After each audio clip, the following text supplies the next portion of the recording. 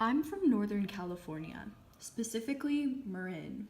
It's a coastal county made up of lots of uninhabited, preserved, wild space, as well as several suburban towns. I've lived there my whole life and have never known what it is like to live far away from beaches, redwood forests, or grassy hills. Looking back on my childhood, I definitely took this exposure to such nature for granted. I remember hiking dusty trails with my mom and our dog, picking blackberries in the summer with my sister, and ducking under waves. That being said, during my younger years, California suffered an intense drought.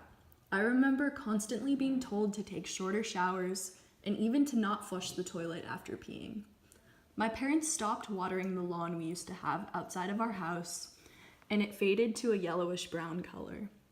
In around 2013, I remember going to a lake my family would go to almost every summer, and it was shallower than I had ever seen it.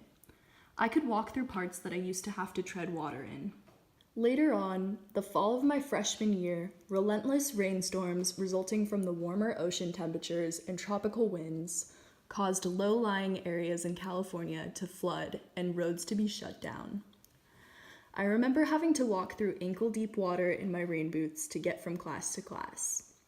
Our teachers just kept saying that this was happening because the temperature rise from 2011 to 2015 was the most dramatic it had ever been. Eventually, administration decided to close the school for 2 days because flooding got so bad.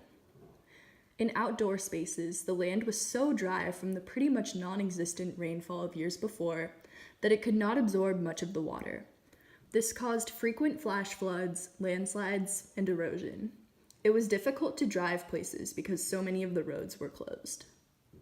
These are just two of the ways that increasing global temperatures have affected me and the place that I live.